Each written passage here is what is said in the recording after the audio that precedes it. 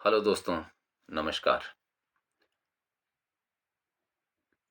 सबसे पहले मैं आप सभी का हाथ जोड़कर धन्यवाद करता हूँ। जितने भी मेरे मित्र मेरे यूट्यूब चैनल और फेसबुक के माध्यम से मुझसे जुड़े हैं, आप सभी का बहुत बहुत धन्यवाद करता हूँ। मैंने जो हारुल गाई थी, जो मेरी हारुल अभी परसों रिलीज़ हुई 5 तारीख को, महास्ती सुरमी की, उस पर 2 दिन में 25,000 व्यूअर्स देने के लिए आप सभी का धन्यवाद।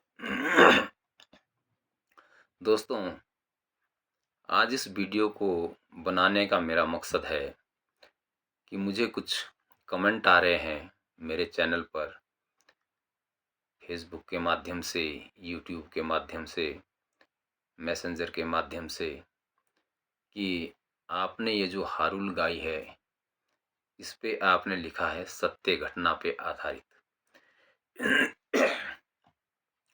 आपने अच्छी गाई है, लेकिन हमें ये समझ नहीं आ रही है कि आखिरकार ये घटना क्या है।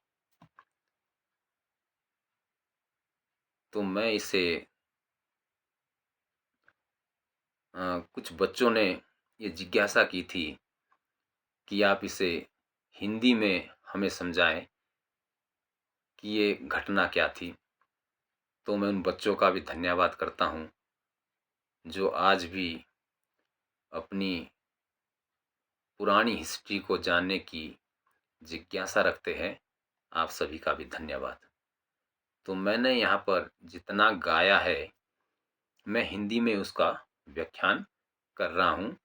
ये महास्ती का भाग 1 था।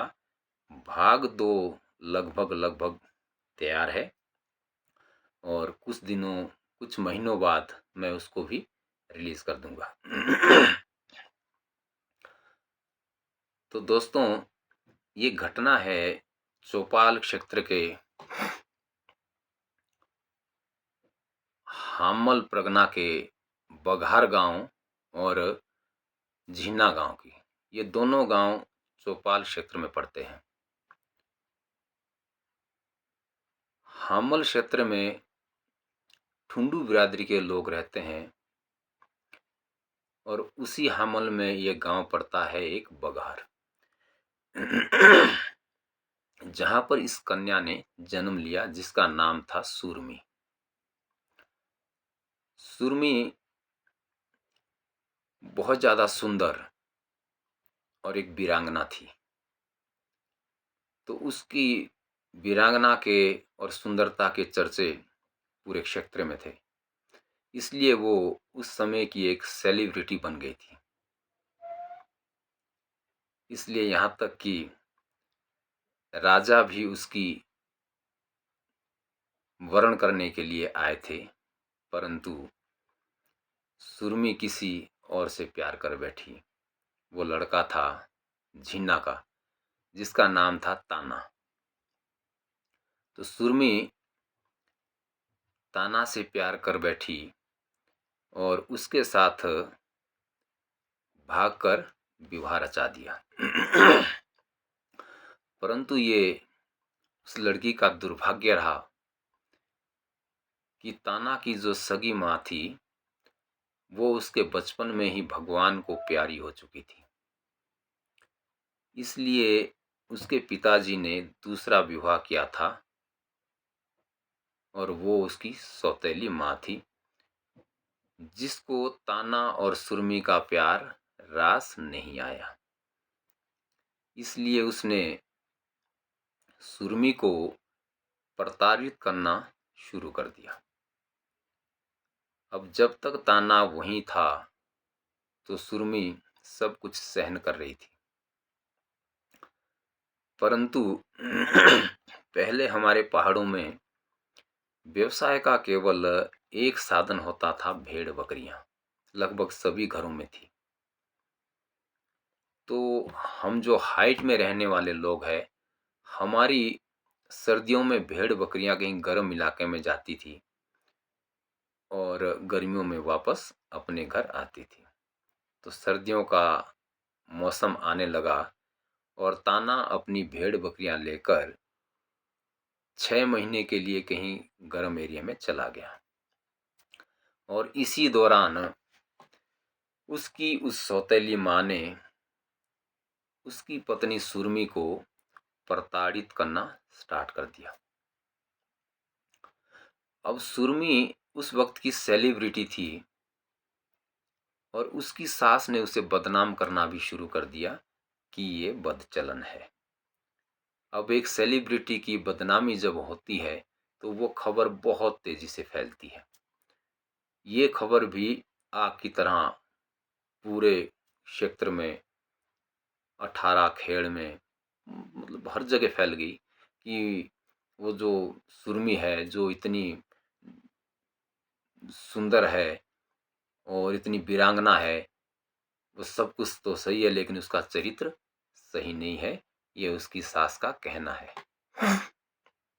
तो लोगों ने उस पर टिप्पणियां करनी शुरू कर दी।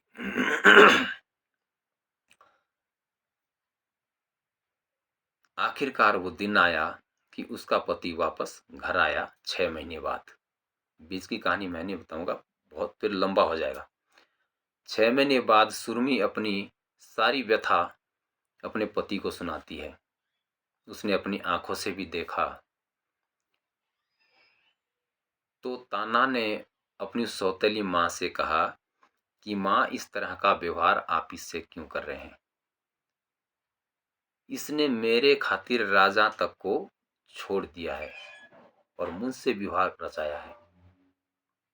ये तो मायके भी नहीं जा सकती, अच्छे खानदान की बेटी है, लेकिन फिर भी इसने मुझसे भाग के शादी की और आप इसको इतना परेशान कर रही हो और मुझे ये बर्दाश्त नहीं है कि आप मेरी बीवी के साथ ऐसा व्यवहार करो। इसलिए मेरा जो हिस्सा बैठता है वो मुझे दे दो, मैं अपनी पत्नी के साथ अलग रह लूंगा। और ये बात उसकी उस सौतेली माँ को चुभ गई। वो काली विद्याओं की ज्ञाता थी और तंत्र क्रिया करती थी। उस तंत्र क्रिया के बलबूते पर वो डायन बन चुकी थी। अब उसने सवेरे क्या किया कि सुरमी घास काटने चली जाती है, ताना अपनी बैल खोलता है और खेत में हल जोतने चला जाता है। तभी उसकी वो सौतेली माँ यानी कि सुरमी की सास बिल्ली का वेश धारण करके खेत में पहुंचती है और ताना पर हमला कर देती है। ताना ये देखकर अचंभित हो जाता है कि ये बिल्ली कैसी है जो काटने पड़ रही है। आखिर ताना ने जो बैल को हाँकने की छड़ी होती है उससे उस बिल्ली को छड़ी मारी और छड़ी मारते ही बिल्ली अंतर्ध्यान हो गई और फिर एक वो सूक्ष्म जीव का रूप धारण करके उसके नासिका से उसके उदर में चली गई और उसका जो हार्ट धीरे धीरे उसको काटने लगी।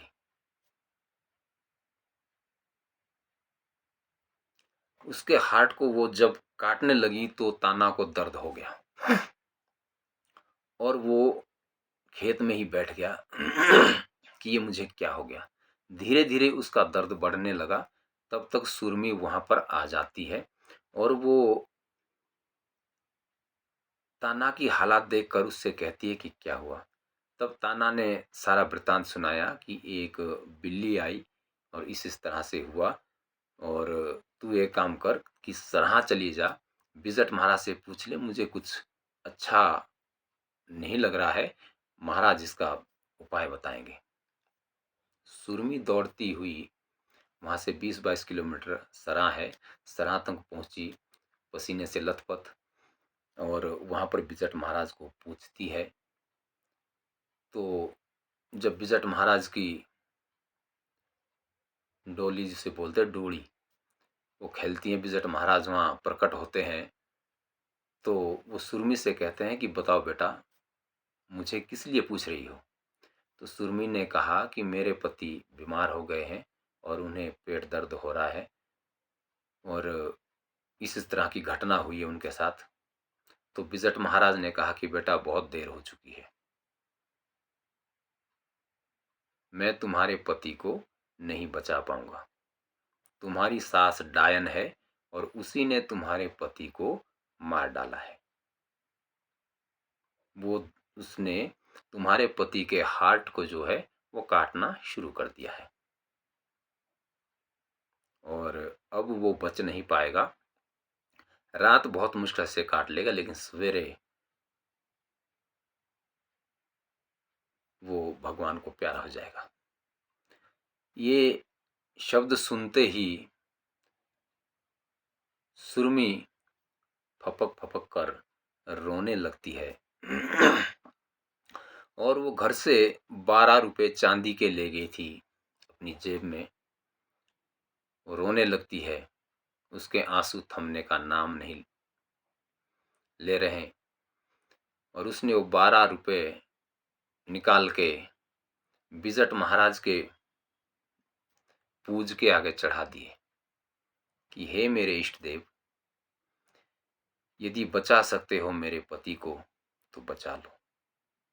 यदि मेरा पति बच गया तो मेरी ओर से ये बधाई कबूल कर लेना, और यदि वो नहीं बचते, आप उन्हें नहीं बचा सकते, तो ये आपके लिए उचालनी बोलते हैं, यानी कि ये आने का न्योता है।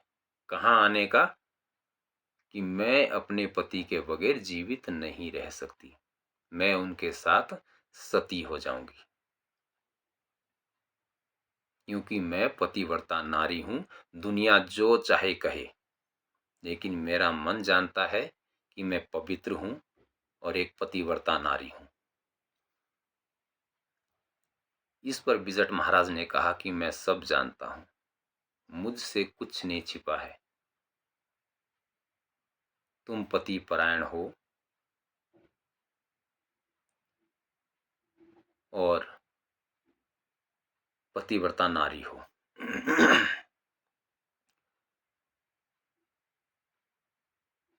परंतु जब तुमने ये फैसला ले ही लिया है कि तुम्हें अपने पति के साथ सती होना है, तो इसमें मैं तुम्हारी क्या सहायता कर सकता हूं।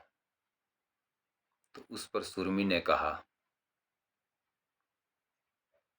कि आपको मेरे सती होने का साक्ष्य होना पड़ेगा, क्योंकि मेरे सिर पर, मेरे माथे पर मेरी सास ने बदनामी का कलंक लगा रखा है। वो तभी मिटेगा यदि आप साक्षी होते हैं मेरे सती होने के। यदि ऐसा नहीं करते हैं तो मेरे पाप के भागीदारी होगे, यानी कि मैं आपको श्राप भी दे सकती हूँ। इस पर बिजट महाराज ने कहा कि ऐसा मत करना, मैं तुझे अपनी धर्म की बहन मानता हूँ,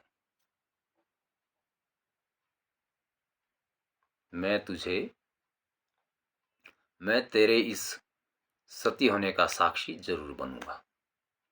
तो सुरमी ने कहा कि यदि आपने मुझे अपनी बहन मान लिया है तो अग्नि देने आपको ही आना पड़ेगा। परंतु हे प्रभु, मैं पहले भी अपने मायके वालों की बदनामी बहुत करा चुकी हूं कि जो मैंने भाग करके शादी कर ली। मेरे मायके वालों का मान सम्मान बहुत अधिक है और मैंने जो फैसला लिया है ये भी बहुत कठिन फैसला है। अग्नि का ताप यदि मैं सहन नहीं कर सकी, मैं चिल्लाई, चीखी या चिता पर से उठकर भागने लगी, तो मेरे मायके वालों को कितनी ज़्यादा बदनामी हो जाएगी। तो इसलिए हे मेरे इष्ट देव, हे मेरे भैया, मुझे इतनी शक्ति दो कि मैं आग के ताप को सहन कर सकूं। इस पर बिजट महाराज ने कहा कि तुझे मुझ पर विश्वास नहीं है क्या? वहां पर बिजट महाराज के मंदिर में ज्योत जली हुई हमेशा रहती है। तो बिजट महाराज ने कहा कि यदि परख ही लेनी है तो अपनी उंगली को मेरी ज्योत में लगा दो। सुरमी ने एक उंगली बिजट महाराज की ज्योत के ऊपर रख दी और काफी देर तक रही, परंतु उसे दर्द नहीं हुआ और वो उंगली जो है ऐसे जल गई जैसे घी से सनी हुई बाती जलती है। और इसी प्रकार पूरी उंगली जलकर केवल हड्डी हड्डी रह गई, लेकिन सुरमी को दर्द महसूस नहीं हुआ। तब बिजट महाराज ने कहा कि जाओ, मैंने तुझे अपने इस मंदिर से शीतल अग्नि प्रदान की है, तुम अपने पति के साथ सती हो सकती हो।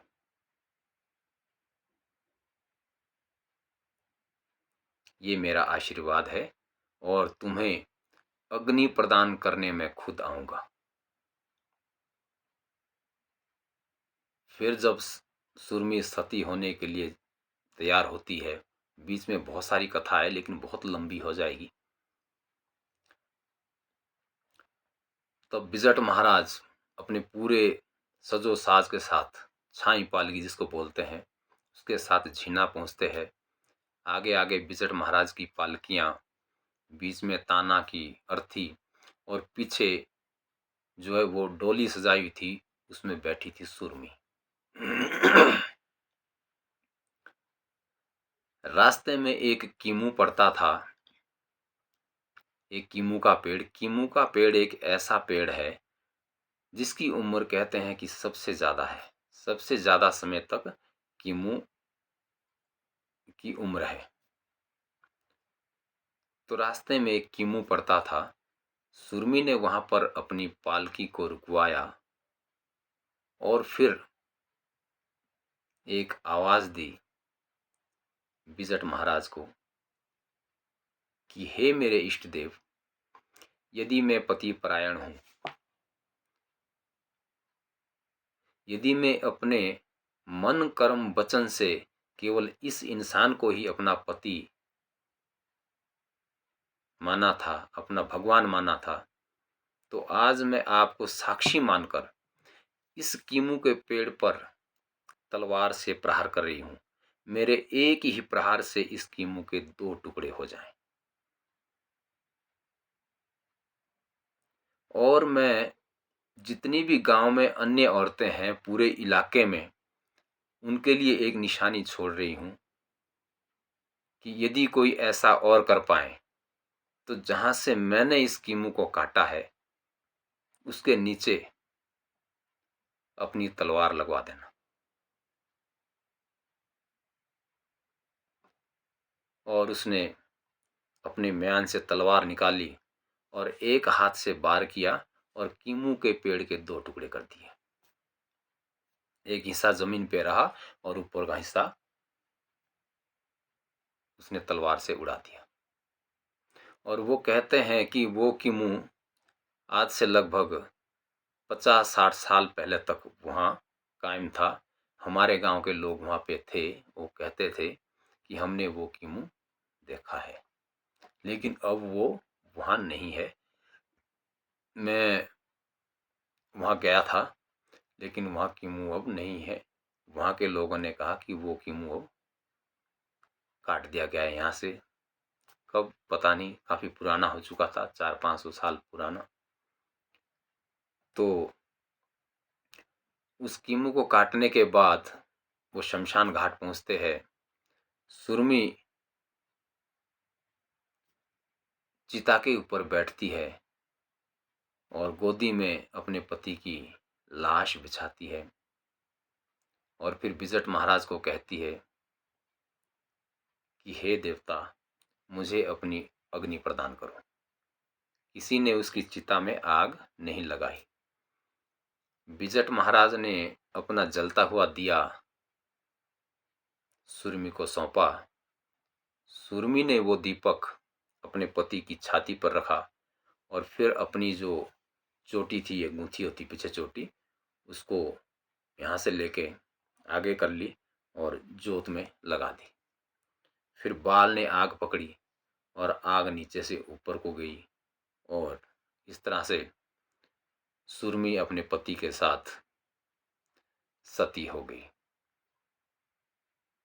लकड़ियों में आग बाद में लगी, वो पहले जल गए बिजट महाराज की दी हुई उस आग से। तो ये थी उस पतिव्रता नारी सुरमी की कहानी, जिसे महस्ती के नाम से जाना जाता है। वो ठुंडू की ध्यान थी और झीना वालों की रोइण। यदि आपको ये जानकारी अच्छी लगी हो तो लाइक, कमेंट और शेयर जरूर कर दें। और मेरे YouTube चैनल पर जाके, जिसका लिंक ऊपर दिया गया है, उस पर जाके एक बार पुनः इस हारुल को सुने। यही वृत्तांत इस हारुल में है। अगला भाग कुछ महीनों बाद आपके लिए, आपकी सेवा में जरूर पेश करूंगा। तब तक के लिए धन्यवाद। जय हाटी, जय माटी।